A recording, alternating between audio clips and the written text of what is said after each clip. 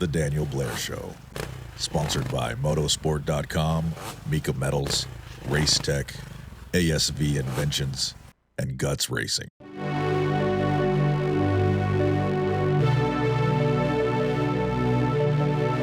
So many storylines heading into Philly, but there can only be one lead story, and it's the 250 East-West Showdown.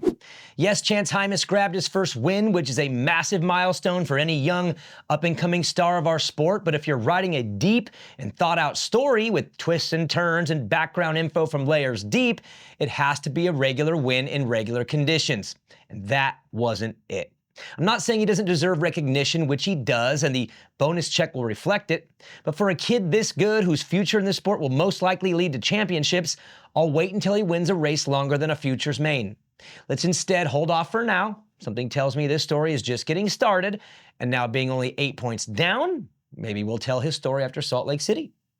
Instead, let's put our focus and hype on the second of 3 East-West Showdowns, the best races of the year in my opinion.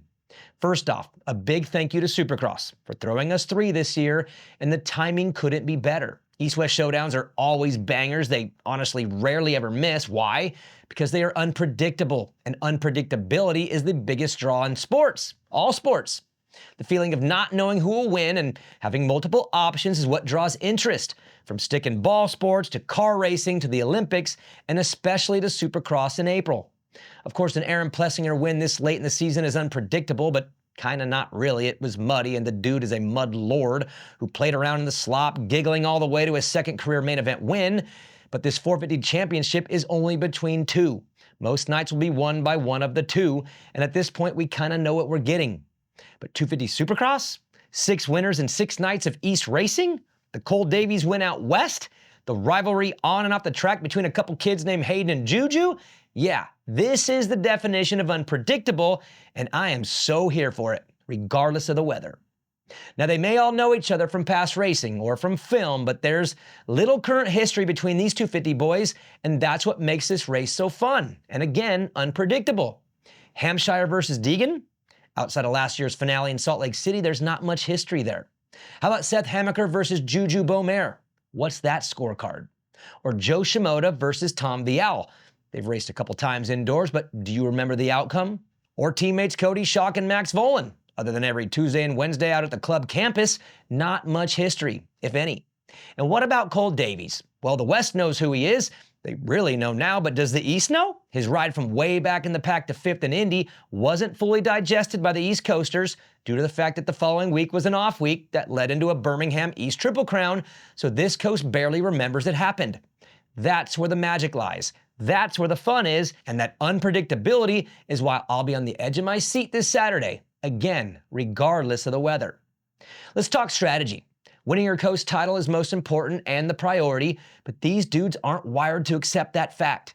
Since these are mini previews of the Pro Motocross Championship, and the goal for a Supercross racer is always to win, it's hard to accept the fact that you don't have to win to win. Take Deegs, for example. He won his coast in Indy with a 3rd. Against Juju and Cole, but honestly, he didn't win that night. He finished 3rd and was beat straight up by Seth Hammaker and Tom Vial, which meant nothing big picture, but it had to sting a little for a guy who doesn't do well standing on the podium watching others celebrate, which is something he's had to do a few times this year.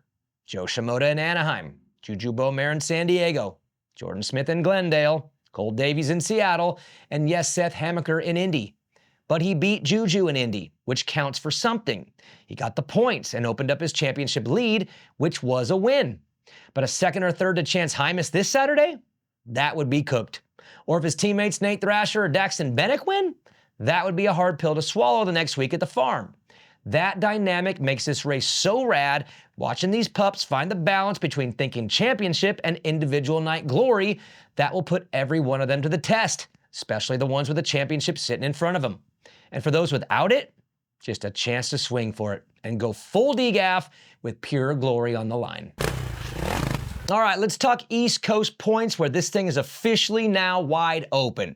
Tom Vial could have put this thing way out of reach on a night where he was clearly the best in the class, but instead he ended up last. Instead of taking advantage of RJ's first turn missile that claimed Seth Hammaker, he lost points to Seth and RJ and is now tied with Seth and only 3 points up on Rick. Chance is now in at 2, and with it being a showdown with expected weather again, he may walk out of Philly with the points lead. Wow.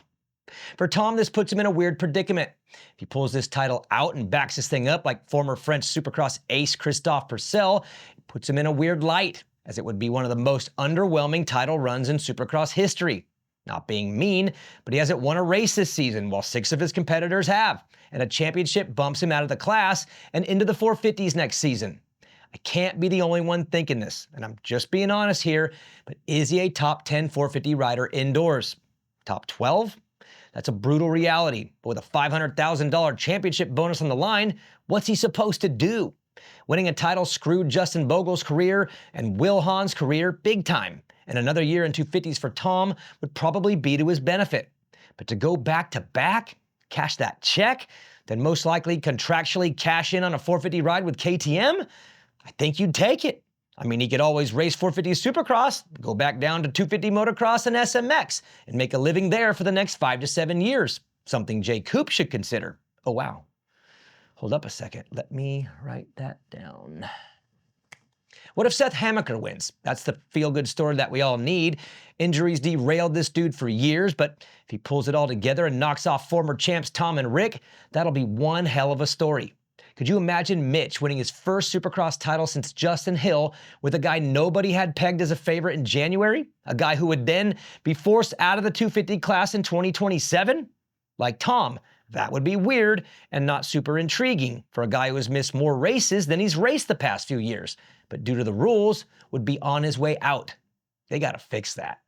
But still, based on what we've seen from him this year, his big win at the first East-West Showdown and his perfected craft at the hands of Dazzy and the Dog Pound, this seems more than possible. First, he'll have to take down my pick for the title, old Rick James himself, who is the funnest mud racer of all time. This dude.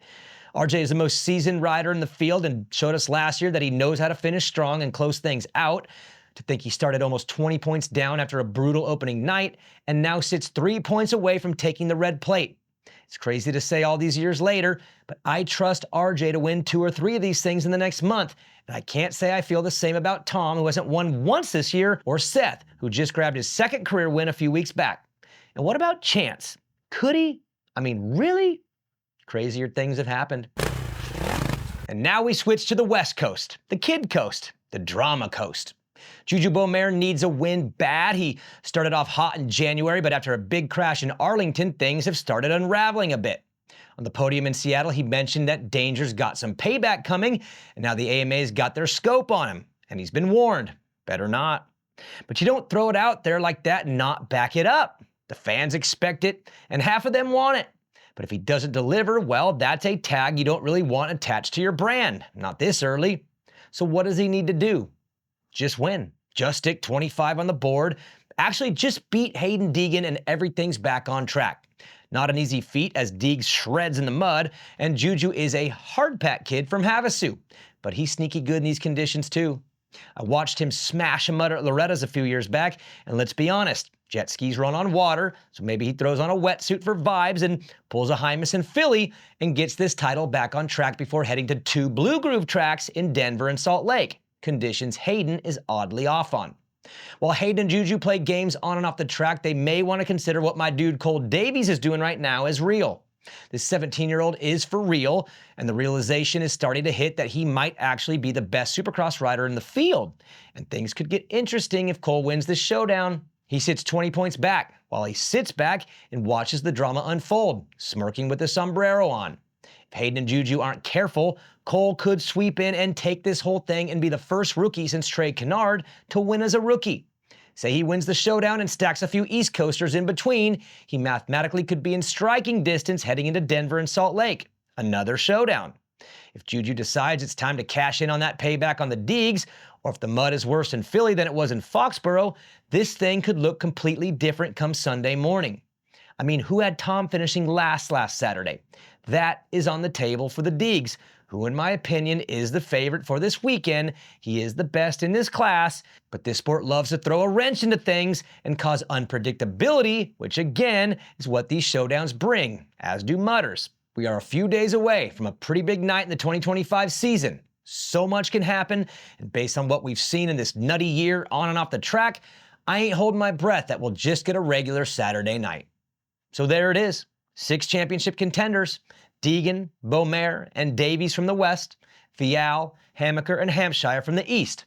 Throw in mud killer Garrett Marchbanks, Joe Shimoda, Cody Schock, and Jordan Smith from the west, and Chance Hymas, Nate Thrasher, Max Folan, and Daxton Bennick from the east. And we've got ourselves quite a banger this Saturday night, regardless of the weather. Uppers and downers. Uppers and downers and downers. This week on Uppers and Downers, it's Dayton Briggs as my upper. I had him on the Main Event Moto podcast this week, which you can all listen to now on our Patreon. Foxborough review is in front of the paywall this week, so just click the link in the bio below. The kid told a rad story about his very first Supercross in Foxborough, a race he finished second in qualifying, third in the heat, and led half the main event in. His explanation of the night is incredible and honestly mind-blowing. But for my downer, well, the overreaction show is on pause for the moment. Yes, let's be honest, that is a roast show, and in my new role with Club MX, I can't be roasting the crap out of everyone every week, especially when I'm in negotiations with some of these dudes. Yes, I know it sucks, and yes, Joe can make the booze rain down on me for this decision, but seriously, I just got a dream job, and my priorities have to shift from making you laugh to turning Club into a powerhouse, which I fully intend to do. So to my good buddy Jason Lawrence, you can finally rest easy. I'm done picking on your buddy Deegs. And we'll see you next week.